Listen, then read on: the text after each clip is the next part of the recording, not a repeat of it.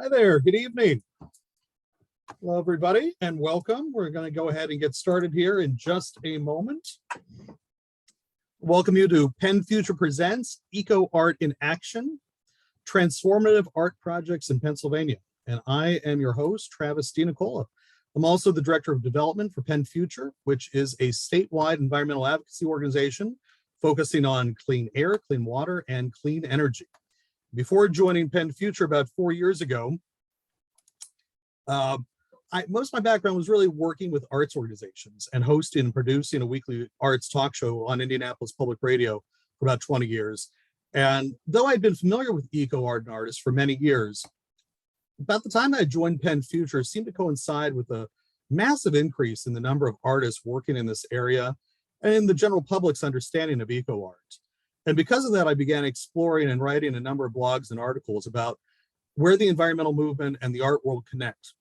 And discussing what Ecoart is and can be is, of course, the focus of tonight's conversation and the recently published book. But to give us a starting point, I want to quote from the book that the members of the Ecoart Network, an online group which has been around for over 20 years and includes the 67 members who created this book. In the book, they state that their purpose is to actively explore the role of art in response to ecological concerns. And I want to add to that a bit and say that I personally define Ecoart as art that utilizes the environment as either a material, as a subject matter, and or an outcome of the creative process. And in addition to writing about Ecoart for PennFuture, I also added the honor of the Women of Environmental Arts to the categories of women that PennFuture celebrates each year during our Women in Conservation Awards event. The first year we added this award, we were celebrating women in central Pennsylvania. And artist Stacy Levy, who's one of our panelists tonight and one of my personal favorite contemporary artists, was the first woman ever to receive this award. So thrilled that Stacy's with us. And a year later, we celebrated women in the Pittsburgh area, and Ann Rosenthal was honored with the award for her work as both an artist and an educator. And of course, not only is she one of our panelists, but is one of the editors of the Ecoart in Action book. And last year for PennFuture, Ann was kind enough to present a Zoom talk, Environmental Art, Awareness in Action, which was a bit of a grand tour of artists' responses to the natural world. So I was really excited when Elizabeth Monaghan and Robert Ferry of Land Art Generator became sponsors of the Women in Conservation Awards when we honored Ann, because I'd written about their work in creating a community solar sculpture in Pittsburgh called Renaissance Gate in one of my blogs. And I think they're probably going to be talking about that later on tonight as panelists.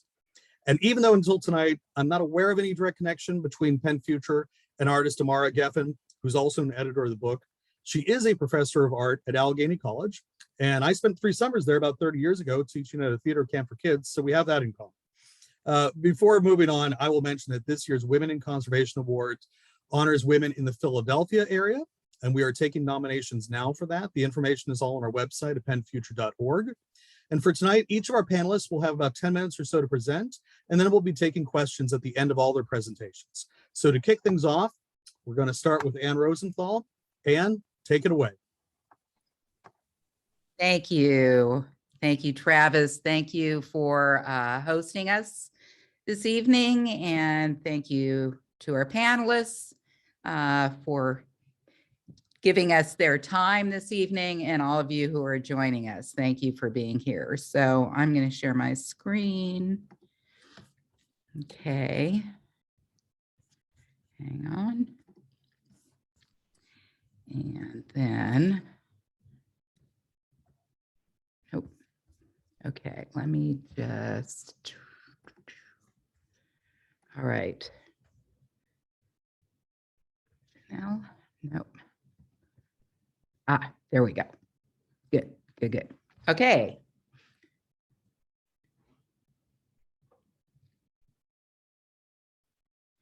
So first I want to give you a little context, and Travis did that for us, so I don't need to belabor this, but as Travis said, we, as 4 editors, myself, Amara Geffen, Chris Fremantle, and Aviva Romani, we are all part of, along with the panelists today, part of the Ecoart network, which has been going strong for over 20 years now. And this book came out of that network and features 67 members of the Ecoart network. And all of the pieces in the book, which are short, talk about one project that each of the artists did in their own words. And so these are projects that you can adopt. The idea with the book is that you can adopt these projects or activities, and you can do them in your own community in an informal or formal environmental educational setting.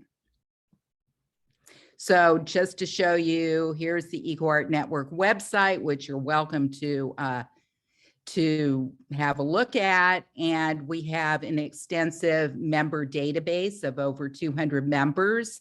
And you can search for a particular artist name or member name, or you could put in a theme like water and see what eco artists in the network are doing on that theme.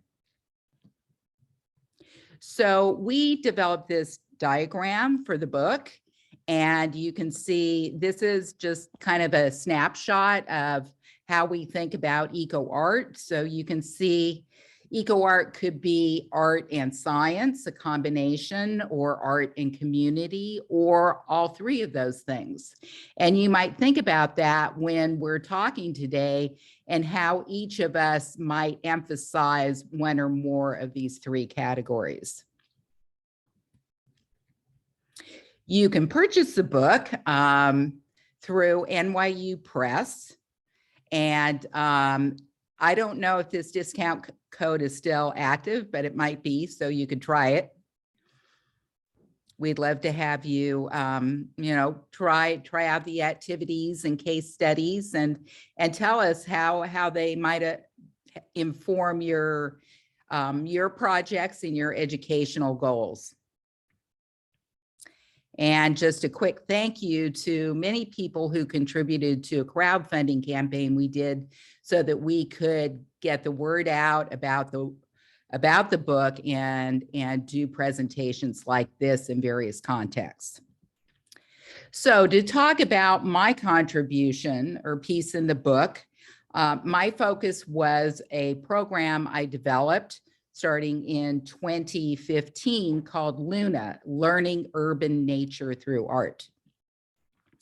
At the time, I was very interested in botanical art and illustration, and I was studying that through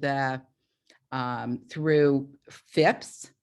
In their program, they have an extensive botanical art and illustration program, so you can see some of the pieces I did while I was in that program. And one of the things about the program, I just really loved looking at plants closely and seeing how they transform in different seasons and the different colors and textures. And it really heightened my awareness of the environment around me, of the urban environment, as well as walking, in a park or something. And so I wanted to share that. And so I came up with Luna, and Luna started out as a free after-school program in the Larimer neighborhood of Pittsburgh, and was based at the Kingsley Center. We got funding through the Sprout Fund, and one of the impetus for this program was that Larimer was launching green initiatives in the community, but they weren't really engaging the kids. And so I saw an opportunity there to be able to do that. So some of the program components were learning about the urban nature they might see as they're walking to school or going to the basketball court or whatever, drawing, then creating posters and painted banners based on those drawings, and then sharing those artworks with the community. So as I said, this was an after-school program. It was year-long. We met once a week. And so in the spring, which is about now, we had environmental educators come and talk to the kids about the plants, the native plant garden that was near where we had the program based at the Kingsley Center. We had somebody here from Phipps, an environmental educator, who came and shared information with the kids. And then they, as I said, they drew different parts of the plants, leaves, flowers, birds, and so on. If they didn't feel comfortable drawing, they could use, and we provided photographs, printouts of these different plants and animals that they might see. So we made drawing accessible, easy, and fun.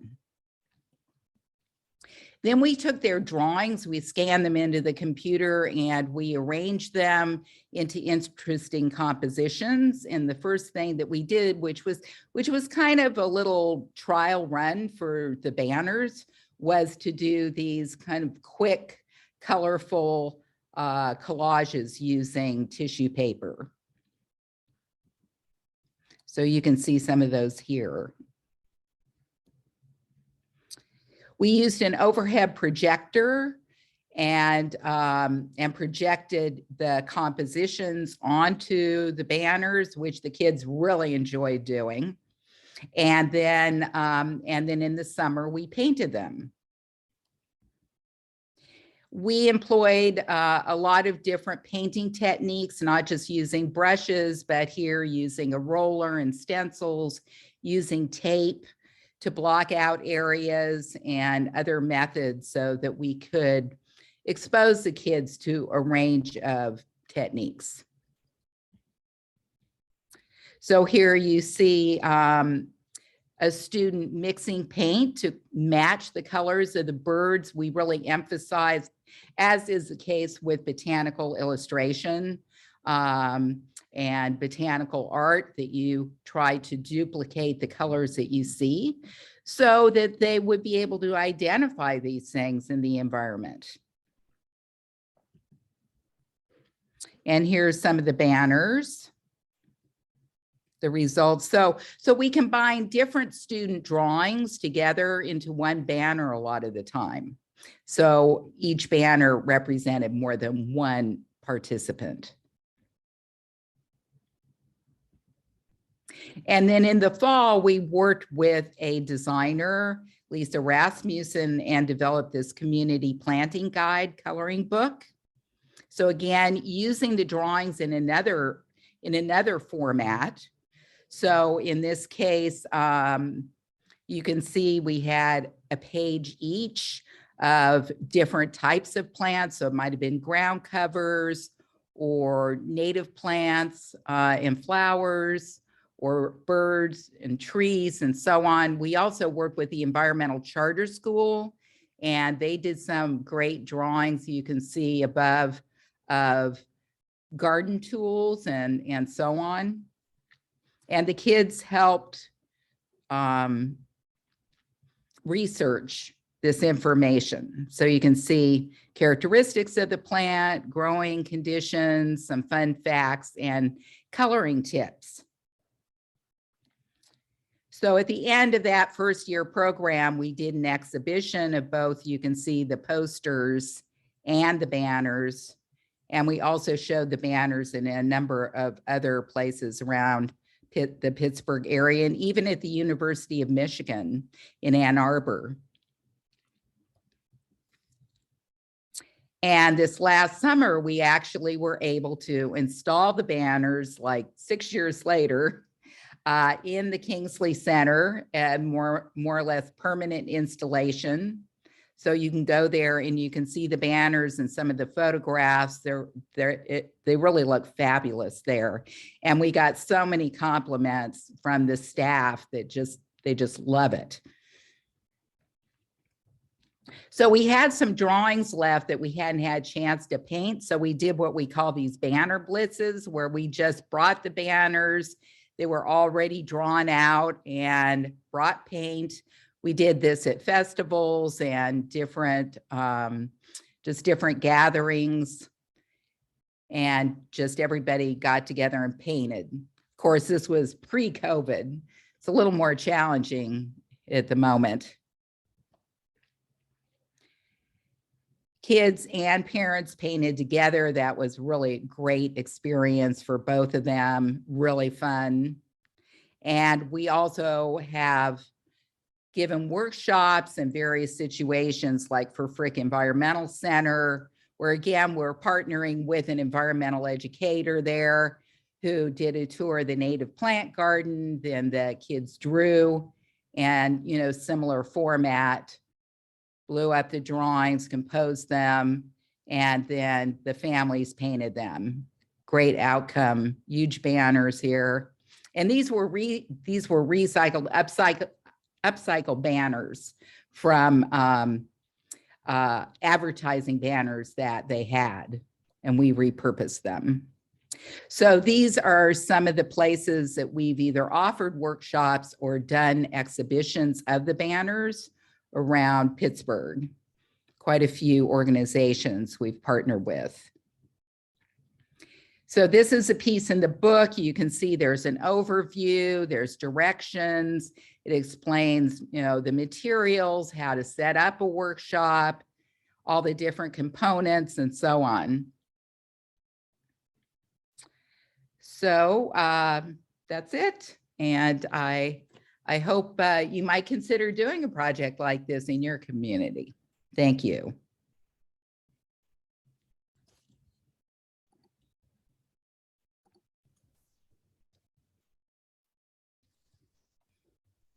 I believe we have Stacy next. Yes. Stacy, take it away. Thank you, Ann. I'm going to unmute and share my screen. Thank you. And those banners are stunning. They're just gorgeous. Okay, you can see my screen and my terrifying laptop and slideshow. Okay.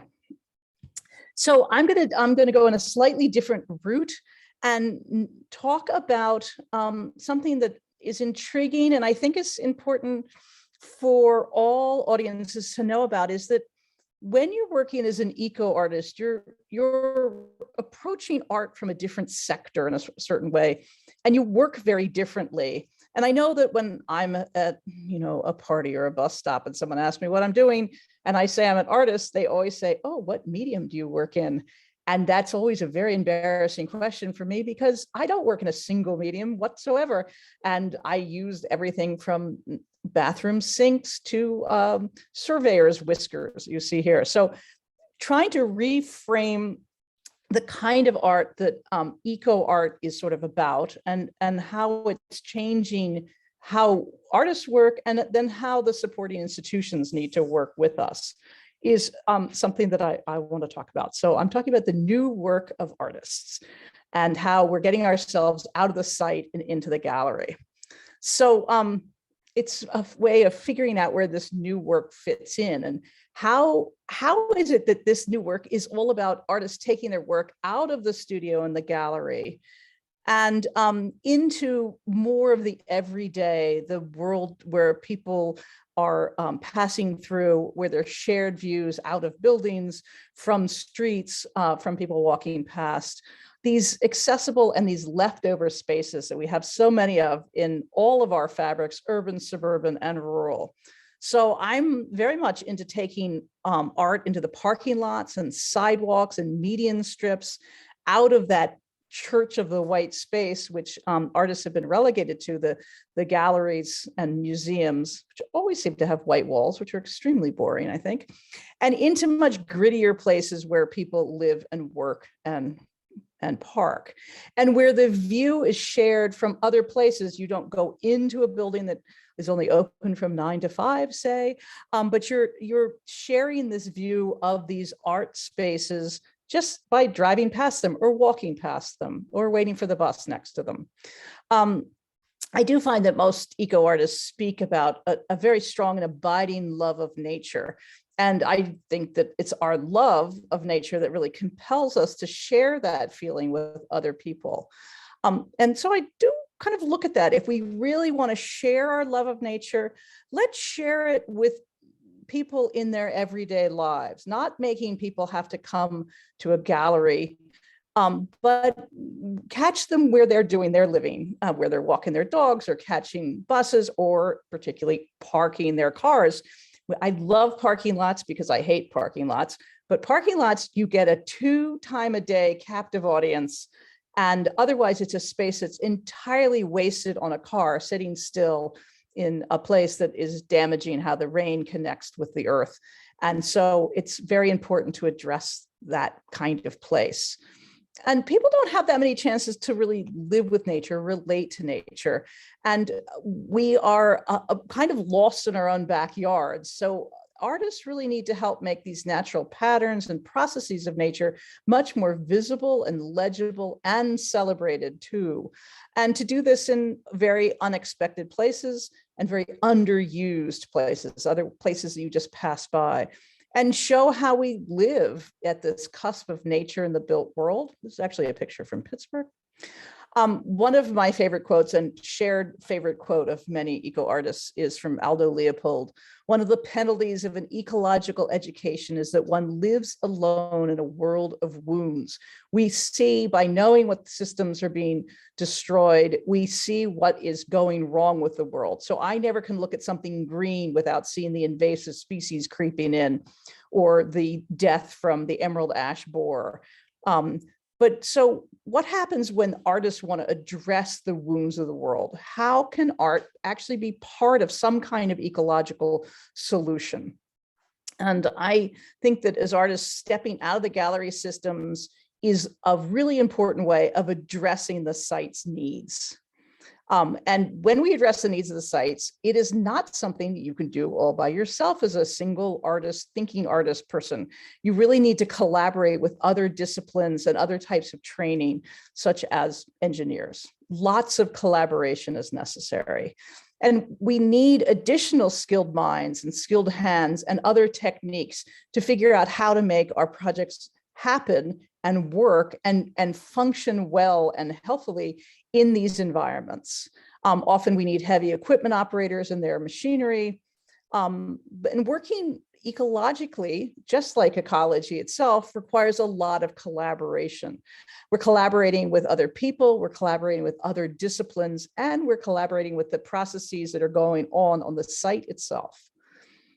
When we start thinking ecologically, we start thinking about the needs of the site and the other species living there. We're not just thinking like, oh, how do I feel today? And I want to express that in my next artwork. You're working with more, a bigger hive in a certain way of trying to understand what the site needs and what the community around it needs. And the site may contain species that you haven't really thought too much about, like bacteria.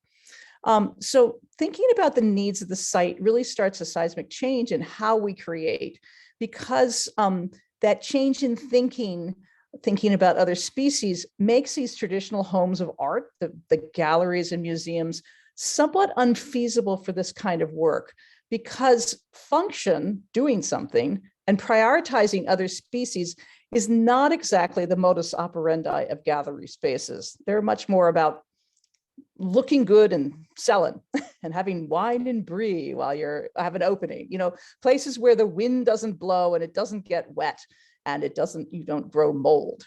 The art world in general has been extremely wary of function. I was creating this floating wetland, which has a very specific function of attempting to clean a small area of water in this lake, but also the function of being evocative and beautiful, as well as creating habitat for birds and above and fish below. But when I was trying to get funding, the board members of the art museum who were supporting this figured out that my art was doing some work, and they said, if it functions, it can't be art, which always stumped me, though I went to school with that premise that it was art if it didn't function, and craft if it did. Now I know that that's a really stinky way of delineating what's art and what's not. But artists often are trammeled by this pressure to fit into these old homes of art. How am I going to take my stuff to the studio? How am I going to make this suitable for a museum? So we can worry about that, or we can simply change lanes and move away from our dependence on galleries, which is sort of what I've been trying to do, though I step into galleries on occasion. Working ecologically and collaboratively really changes the role of the artist in a very serious way. We become more like orchestrators, organizers, putting processes into motion. We're less about the product and more about the process, which makes eco art a very different kettle of fish than most traditional art is. It's no longer about the heroic gesture, which is of environmental art, how it's quite different from eco art. And the traditional world understands and embraces those heroic gestures and has a little trouble with things that are made by many different people, perhaps untrained people. Things that are happening in the real world are not always of great interest to traditional art world venues. Because this kind of art, this eco art, is much more about people working together with the natural processes themselves, and working with other species. In this case, with a floating wetland, I'm working with bacteria as well as working with fish and birds. So it's a thought, while we're redirecting our artistic process and products away from these historic art forms of galleries and museums, we don't always fit comfortably into these traditional sites anymore, because we've sort of left something inherent behind, which is we're no longer very neat, and sometimes we're much more humid, too humid for a gallery, or a little too wild, a little too scruffy. So installing this work in a gallery usually requires a really supportive curator, allowing living and changing pieces in the gallery. So we still can go into these white rooms, but these places may not be the spaces where we as eco artists are most effective. So how can institutions help support this kind of non-traditional art making? At this cusp where we're changing how we make art, how can various institutions step in to support this sort of thing? Because I think that the traditional indoor gallery is not where we can love nature best. We may have to think of alternative spaces to do our most meaningful work. And the power of eco art might be taking this work directly to the sidewalks, to the roads, the drainage ditches, the lawns, the underside of underpasses, taking it out onto the site where people are passing through and seeing what's happening. And that also means working with other types of systems and non-art institutions like local governments, environmental organizations, science and research spaces, and to make these artworks happen in places you don't expect, like the intersection of a street. There's so many leftover spaces that need to be creatively and evocatively addressed, and they're just sitting there waiting for artists and engineers and landscape architects and ecologists and zoologists to collaborate and take over and start doing something that helps repair these places in an evocative way. So artists may be this sort of at the forefront to locate these leftover spaces and then look for collaborations between the disciplines, looking for engineers and ecologists to work with in creating a site, an art work on a site that is collaborative and effective and functions ecologically as well as functioning on an aesthetic level. And so sometimes we're getting support from nature institutes and sustainability and environmental justice institutions. We're looking at different institutions now, not ones that have art in the name necessarily, because art is a really important tool for getting the message across. And I will say, for all the scientists and engineers out there, you've done a terrible job at translating nature. And that's why everyone walks around having no idea that climate crisis is upon us, because it hasn't been made into an evocative story. It hasn't been told well. So our scientists really need to pair up with artists to get their story across, the important story across, because eco art shows how the natural world works, and it shows it to us in new ways that we haven't seen before, and in ways that we can get simply by moving through it. And it creates a new kind of beauty that supports and considers and celebrates multiple species, not just the human creature. So I think often about, why should we even step into these leftover sites? I think artists are a really excellent kind of collaborative site engineer, and we carry with us new ways of solving issues and celebrating nature. Because there's this wonderful quote by Julia Watson, who wrote Low Tech. We are drowning in information while starving for wisdom. And I think that's what artists carry. We may not have been trained in engineering, but we're very aware of how it can be changed if we can sit down with someone who knows a lot about it, and we can alter some of the typical in the groove ways that engineering has always been done.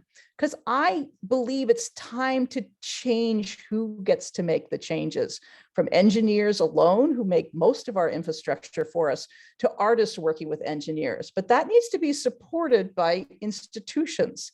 And why should non-art institutions support eco-artists? Because art and nature should be available where people are. It should not be relegated to a 9-to-5 museum, which has a price to get into.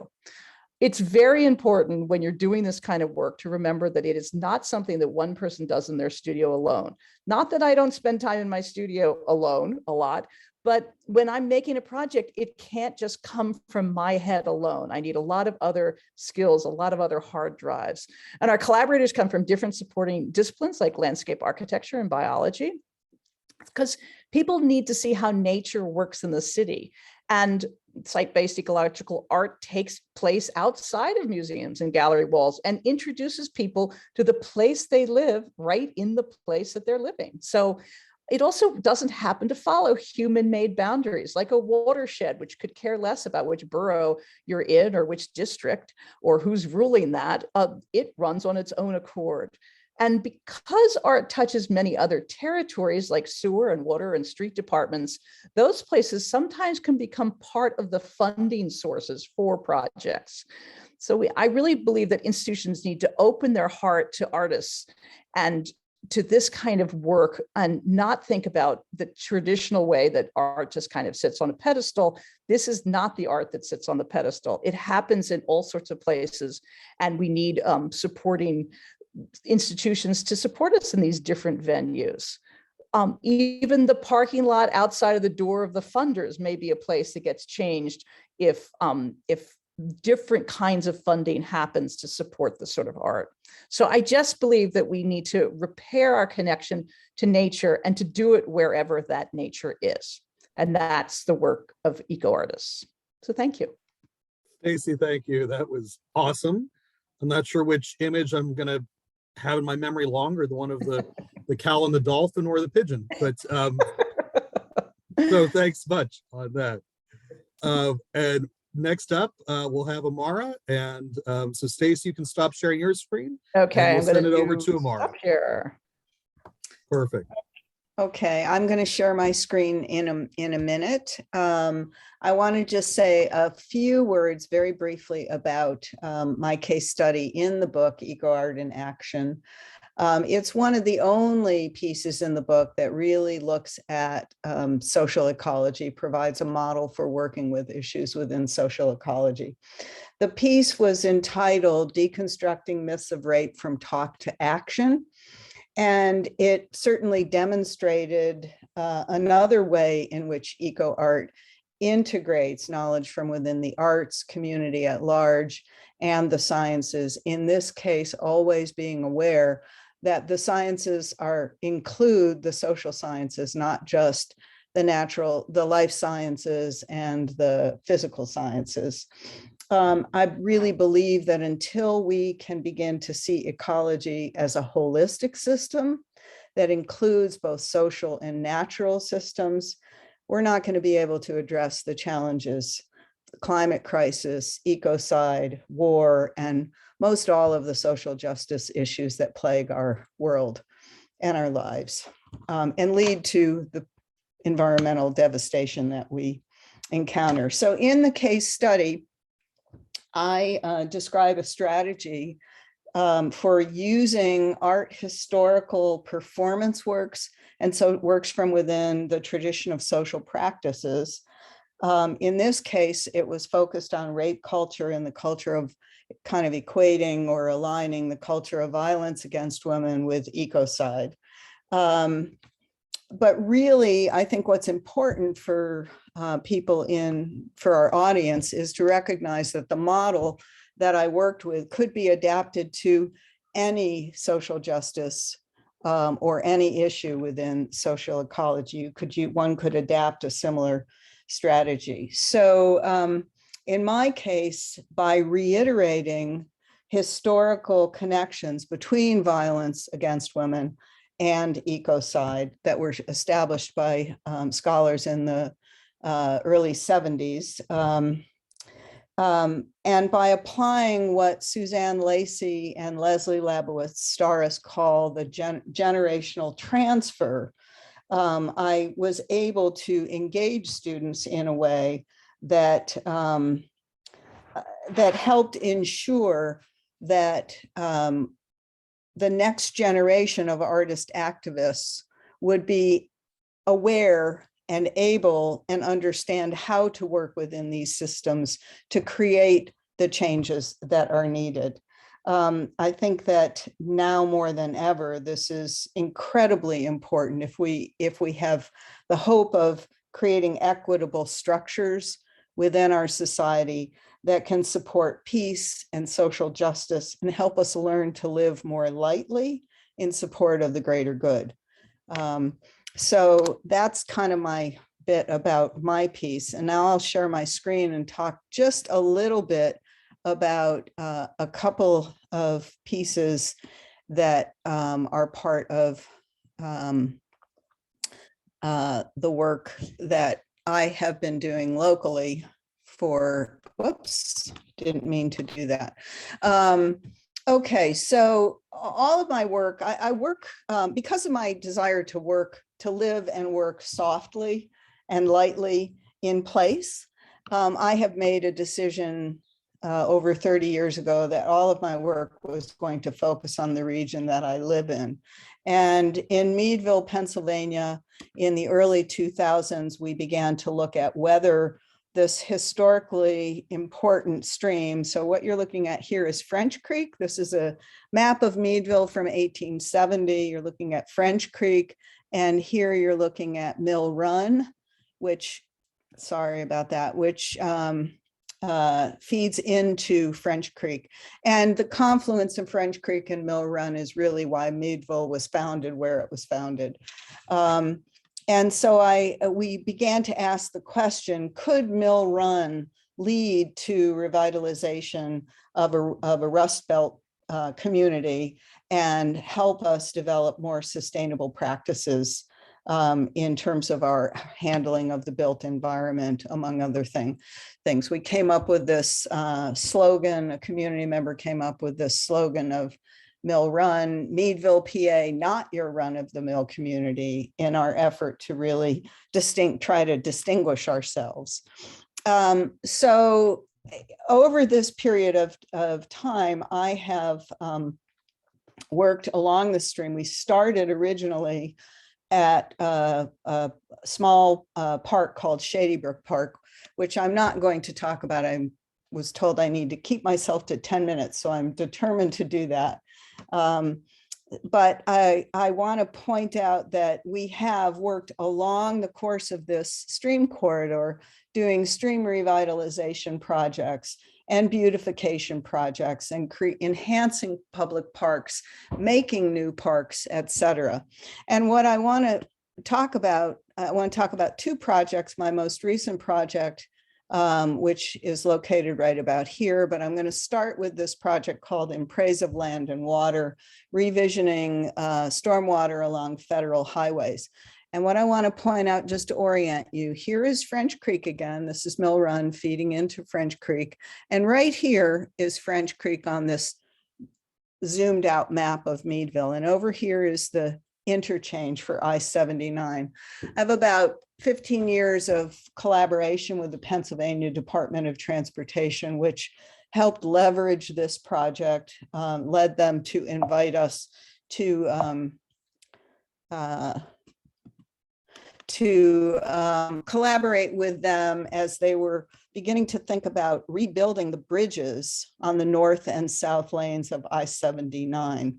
And so these are the cloverleafs. This is Route 322, which is the primary east-west route in and out of the city. And we had this idea that if we could do something really cool at this interchange, we would entice people to want to come into town and see that we really weren't this run-of-the-mill community. We were really an unusual place. And so we were able to convince PennDOT to undertake this project because we explained to them that if they hauled off the old concrete from the bridge, they would spend over $150,000 just to remove all this stuff and turn it to landfill. And so with pushing soil and using rubbleizing some of the concrete and using it for erosion control, we were able to create in the clover leaves. This one in particular and this one have the most land art sculptural characteristics. And what we did was we created a series of check dams in each site that would help retain the water, would stop sheet flow, which is the theory of handling water on federal highways, get it through the site as quickly as possible. However, as you can see, there's a little stream running right in between in the topography here. And what was this stream, Van Horn Creek, converges with French Creek. And there was quite a robust warm water fish hatchery that was getting blown out at every heavy rain event. Didn't even have to be that significant. And of course, that wasn't good for the health of the stream. So we were able through this system to resolve that problem and also expand wetlands within the clover leaves and improve water quality. So this is an example of one of the check dams. These are the erosion control. And there's a ton more that I could share about this project, but I'm going to move on for the sake of time. And this is the most recent project we're working on. It's called the ARC Community Garden. The ARC is affiliated, it is the ARC of Crawford County.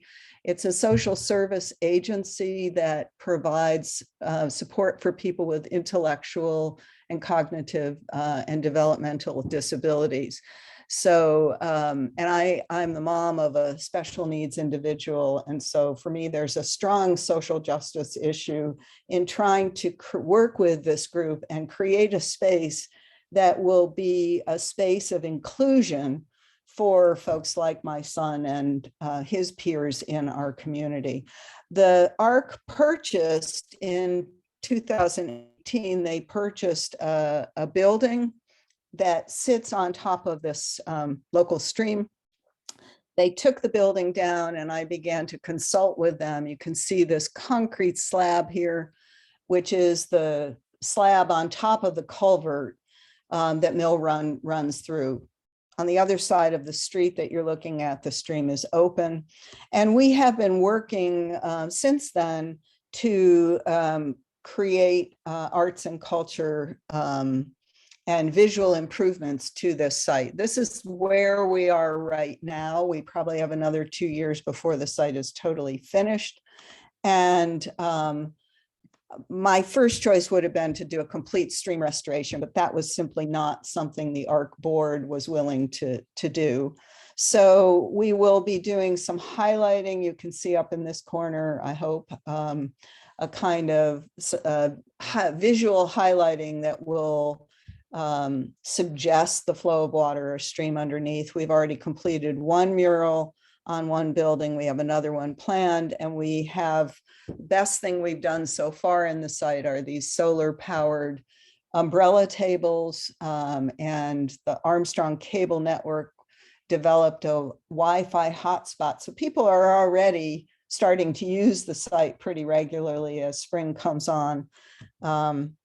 And this is a view. There'll be a performance stage and plenty of shade structures for people to spend time in. This is the draft of a mural that will go on this building. And these sort of house pergola structures will eventually have solar roofs. The thing that I really learned about this site is it is a solar collector, and nobody's going to want to be in there without some shade. So we may as well bump that up.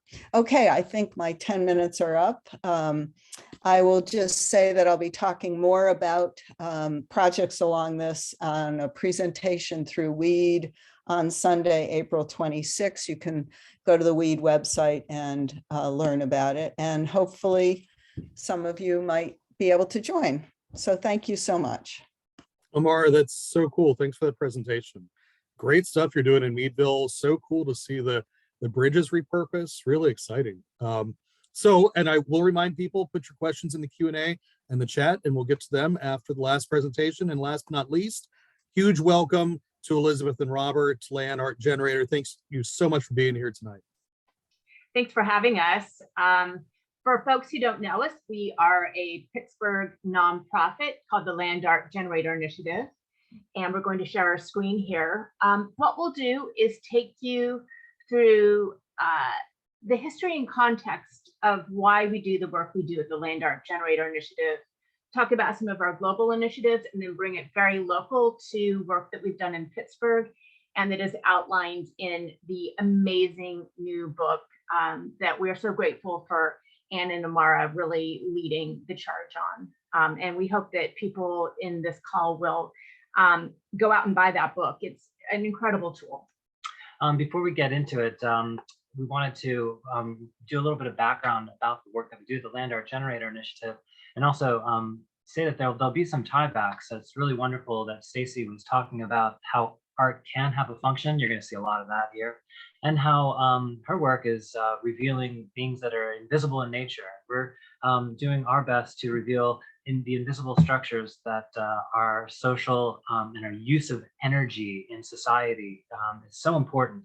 And when we first began to deal with electrification back before the turn of the 20th century, all of our power plants, it's important to remember, were designed by artists and architects to be beautiful contributions to our cities. We had to, because we couldn't transmit electricity across long distances.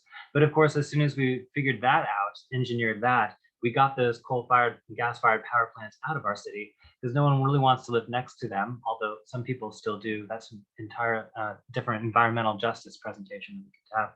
But as you see here, power plants are now designed mostly for pure utility, and no one has any understanding of where their electricity comes from. So that cultural connection has been severed. And if we stand any chance of meeting the goals of the IPCC and decarbonizing this decade to half, we really have to reestablish that cultural connection to where our energy comes from, how is it generated, and what are the externalized impacts on the environment from that.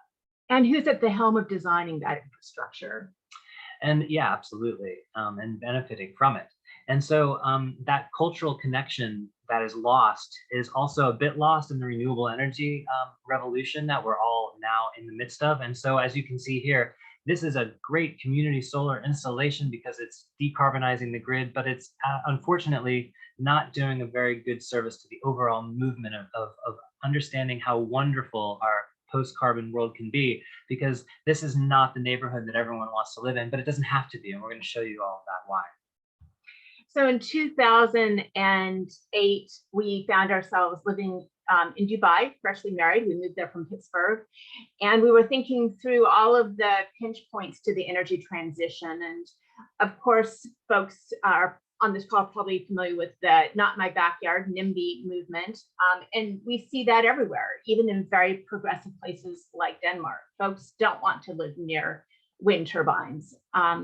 So we got to thinking, what if we reimagined these energy landscapes as large-scale works of art and placemaking tools and places where we could take families on a picnic on the weekend? Since that time in 2008, we've been holding international design competitions where we invite interdisciplinary teams, sometimes led by artists, sometimes by engineers, sometimes by landscape architects, environmental scientists, students, poets, always different, but a common thread is that they tend to be very interdisciplinary and collaborative. And we think that that is the way to make massive change. We're going to run through some of the entries that have come into our open call competition. We have one open right now for Mannheim, Germany. If anybody wants to enter it, you're welcome to go to our website, landartgenerator.org. There's a $30,000 prize. Anyway, here you see some solar panels, and these are just like what you would put on your rooftop, but you give them to an artist collaborating with an engineer, and you get energy duct. So everybody loves a duct, so why not build a large duct that powers an entire neighborhood with solar, and is also a battery that helps store energy by lowering itself in the water and then raising itself back up in the morning's first light. Another example, this is bifacial solar cells. So these are pretty standard, but they collect electricity from the sun coming from the sky and light bouncing off of the ground and surroundings. And inside of each one of these falcon eggs, scaled very large, are these beautiful living biomes. Moving into even more interesting technology, you can laminate the base of a solar cell. You can color it any color. You can see this beautiful golden photovoltaic sphere for Abu Dhabi, the beautiful yellow flowing stream of photovoltaic energy in St. Kilda Park near Melbourne. Other types of photovoltaic include organic photovoltaic, dye-sensitized solar cells. They're all the colors of the rainbow, flexible. You can see all of the pink ribbons here in this power plant where you can take your family for a picnic. All those pink ribbons are photovoltaic panels creating electricity. The organic photovoltaic is on the top of Wind Nest, which we can say is under construction right now and will be unveiled at a festival in the UK this summer. So we're really excited about that. This is a fun project for us because it came into our 2010 design competition for a site in Abu Dhabi. Then it was reimagined for a site in Pittsburgh, and thanks to Heinz Endowments and Hillman Foundation, we were able to prototype it, and now being built in the UK. So launched in July, and we cannot wait. Solar thermal power is also potential media for creative expression. Here you have the solar hourglass. It powers 1,000 homes, but it also is a beautiful object in the city that reminds us there's still time to avert the worst effects of climate change. A positive and inspiring message to be a counterpoint to the science communications, which tends to be a little gloomy and doomy, and understandably so. And that brings us to the activities that are included in Ecoart in Action. And that is our 6-week art and energy camp that we first ran in Pittsburgh.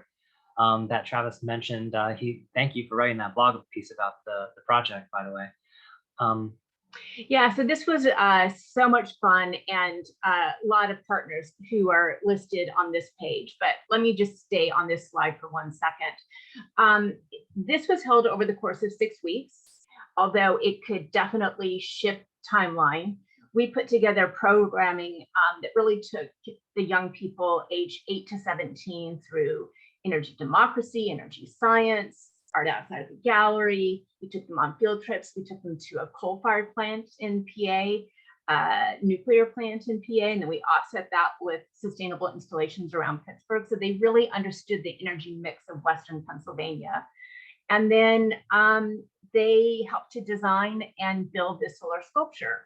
Throughout the 6 weeks, they were acting as project managers. They were meeting with the engineer. They were meeting with the solar installer. So, they had a lot of diverse content and ways of imagining over those 6 weeks. I'm really grateful to have had Heinz Endowment support, Google Community Grants, RK Mellon, Three Rivers Community Foundation, and primary partners were conservation consultants. Thanks, and Indigo Raffle, for being a huge part of the project. Yeah, we were every day on the ground with Indigo making this happen. It was really an incredible experience. And Homewood Renaissance Association, who supplied the young people in the camp. So. And the site, which is the Homewood Renaissance Community Center. And that's where the power is going to light that building. So if you are to pick up this book, you're going to see a step-by-step guide for running the art and energy camp. At this stage, we would recommend an outcome being a solar mural artwork. So when we started the project, we had not yet jumped into this new world of programming where we're working with companies who have developed a film that goes on top of a solar panel. And it still generates electricity, but as you can see, anything you can imagine in paint on the side of a building, you can now imagine as a solar panel, which will continue to generate electricity for that building, like JT Brackenridge Elementary on the left of the screen there, for 30 years. So these kids who designed this mural and are so proud pointing at it will be able to tell their kids about it.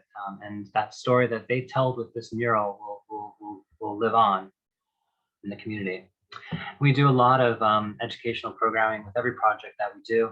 So we'll just close by recommending that anyone who's interested go to landartgenerator.org. Most of this stuff is a free download on the website.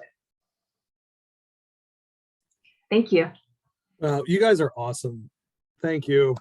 Just such cool work. All 5 of you are so inspiring. I just have to say thank you so much. I mean, I've been looking forward to this night so much, and I love the work that all of you do, and it is so cool, and I'm so happy that we can share this with our PennFuture friends. The book is awesome, and you know, we really haven't plugged the book much, but it's such a great resource for, you know, not just teachers and teachers of, you know, whether it's grade school or university level or anything in between, but you know, anyone who runs a, you know, a summer camp or does community building work or anything like that. You know, it's a great practical resource, but it's also really, you know, even though it's not meant to be a coffee table book that, you know, like collects like the history of Ecoart, but in some ways it kind of does, because each of you are, you know, documenting the work you've done over recent years. So it's just a great example of all the different types of eco work that's being done out there. And it's really the first book I've seen that does that and pulls it all together. I love it. It's great. I'm glad I got a copy. Glad I get a chance to chat with all of you. And we'll go ahead and take some questions as well, if that's all cool and stuff. And you know, going back to Anne, from the very beginning, we had a question about, you know, when you were working with the students, and how do you, you know, the kids, how do you encourage the ones who just say, you know, I can't draw? I mean, that's kind of a question for any art teacher, but how do you deal with that? Well, as I mentioned, you know, there's ways for kids to draw without, you know, what we call observational drawing, of where you can trace an image, you can do a rubbing of a leaf, or trace the outline of leaves and so on. And, you know, these really, as you saw with the banners, they really don't have to be, you know, accurate. The color and the shape is enough to communicate what the plant is. And you combine, as we did, different images together. And one of my favorite banners was from a kid who was autistic. And I don't know if you remember the one that it was, I think it was Magnolia and Hosta, and it beautiful, like pink and green and these lovely leaves and shapes. And it worked great. You know, and we talk about sort of abstraction versus realism and that range of representation, and that both work and communicate the message. Well, there's a question that came up in the chat that Stacy, you already replied to, but I want to give you a chance to expand on it. It's also something I think could be asked of all of our panelists tonight. And that is, you know, do you think it's important to teach people to see the environment as art? And Stacy, I'll let you take that one first. You'll need to find that unmute button. There you go. I think that's a great question, because I think there's certainly a tradition of environmental art going back that does make the landscape as art. I mean, certainly the Hudson River School was painting the landscape to show us how essentially spiritual the landscape was. It wasn't about looking at a forest and seeing bored feet. It was about looking at the forest and seeing God, seeing inspiration, seeing a spirit. And so I do, in my heart, also, I believe in that I think that's part of what we need to see, is the beauty of the power of the beauty. Sometimes the beauty is terrifying and it makes it sublime, and sometimes it's sweet and it makes it picturesque. But there is still that art historical quality that does work. But I also see now that part of our displacement from nature, this fact that we're lost in our own world, has to do with a disassociation with nature. We have lost a relationship with nature. So bringing that acute relationship back into being seems like a really important thing. More important than making the place art is making it a relationship that we feel part of, instead of that we're looking at it and separate from it. Absolutely. Amara, you seem to do that as well. You'll need to unmute there. Took There a you second. go. Yeah, I think that's I agree with what Stacy said, that I mean, there's the pictorial aspect of how we think about art, but then there is a relational encounter that we have that we have lost track of, many of us. I mean, people are regaining it. Maybe it's a degree of how disconnected people are, but our society doesn't leave a lot of room for us to operate in deeply relational ways within our locale, where we live, where we are rooted, right? How do we bloom where we live in collaborative relational exchange with the flora and fauna around us, and with people in our community? That goes back to what I was talking about in my, in terms of what my intention was, what my overarching intention was with my contribution to the book, is that we have to retool all of that. We have to get back into a much deeper sense of reciprocity with our environment and each other. Elizabeth and Robert, I'll let you also have a word on that too. I'll just say that it's important to remember the power of art. And one of the reasons we've lost our relationship to nature is because artists in the early related works declared that man was separate from nature and communicated that message to the general public in a very successful way, that we could engineer any challenge and fix nature, for example. And so that's not a natural way that humans relate to nature. That's something that came into our culture through the power of communication and arts. And so artists now are, and have been for decades, flipping that paradigm and sending the opposite message, that in fact we are a part of nature, that we only have one planet, and that we must align our human economy with natural economy. And we're not doing it fast enough, which only means that that we need more creatives telling more beautiful stories of our post-carbon future that entice and create more desire in the general public to make that happen. Absolutely. Stacy, I might ask you a question that just came up in the chat. A lot of the examples that have been shown are really more permanent pieces, but what about Ecoart that's more temporary in terms of its installation? Yeah, I like temporary pieces partially because they're sort of like nature. Everything's pretty temporary in nature. And it means all sorts of things, like you don't need massive concrete footings. You do have to worry about the waste, and you have to always figure out about the second life of the materials you use, because what lasts for 6 months, and really if you're building for 3 months in the summer and you're going to be hit by storms, you're kind of building for a couple of years in terms of the robustness of materials. But you have to really be very careful about waste and what your second life of your material is. I am finding myself using more plants and less stuff.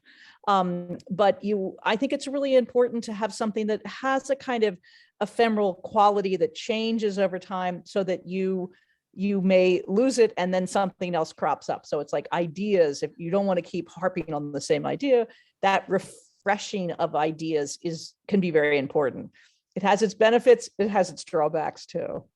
Excellent.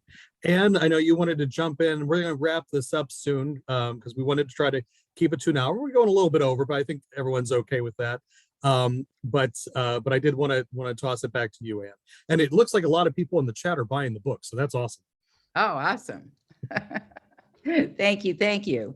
Well, I wanted to share with you a quote I really love from Buckminster Fuller, who, this is a paraphrasing, who basically said, I don't think about beauty when I'm making something, but if it isn't beautiful when I'm done, I know it's wrong.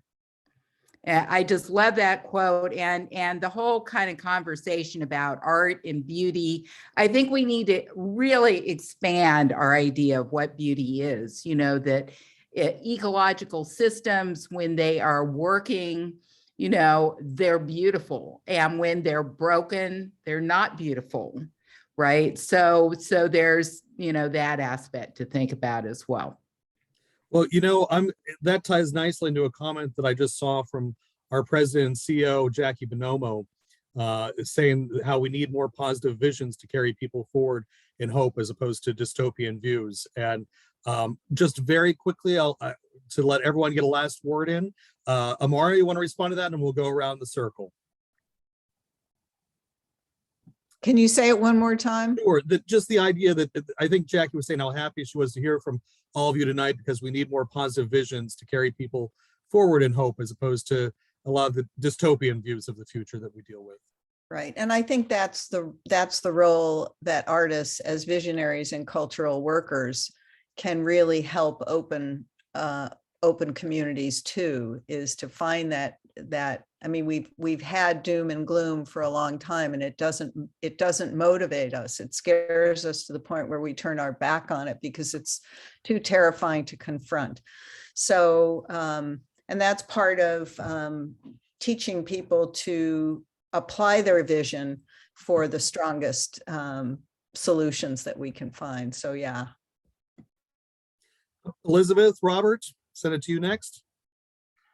Yeah, I think the best cure for climate despair is creative action and engaging with people and communities to do your part to bring solutions that are equitable and provide additional value to public spaces. And that's the real beauty of this book. Again, thanks Anne and Amara for leading and you know, keeping us all on track with that book. You did an awesome job, and it is a tool to help young people and communities understand that they have tools and can be an active part of solutions. So, yeah, thank you. Stacy, last comments? And unmute. There we go. I always remember the expression, oh, it's just a drop in the bucket. And that these small solutions are just drops in the bucket and they're never going to amount to anything.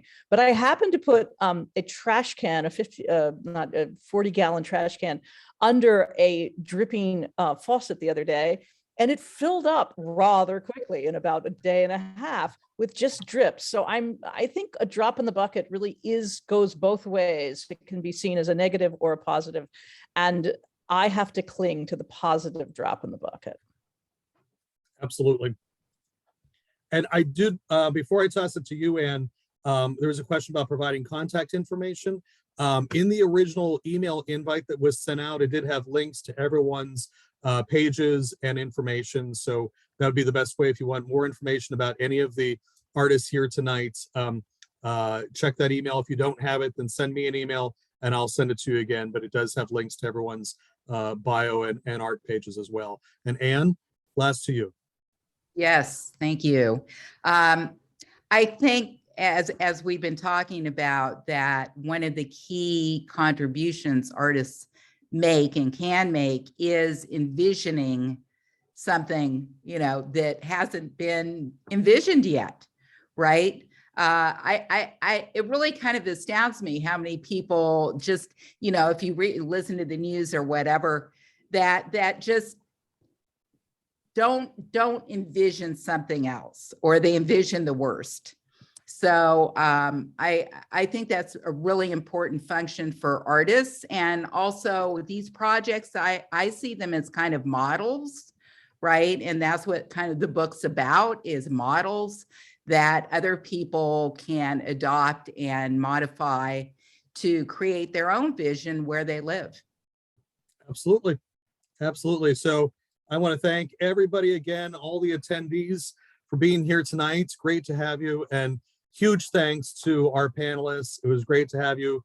And thanks for organizing this and contacting me in the first place and saying, Travis, you need to do something about this. And Amara, thank you. Stacy, always great to see you. Elizabeth and Robert, I would love to meet you guys in person sometime. I hope that happens soon. That'd be awesome. All of you, it's great to have you here tonight. Thank you for all you've done. It's a great book. And looking forward to seeing you all again soon. So have a great evening. Thanks so much, Travis, and thanks to PennFuture. Take care, everybody.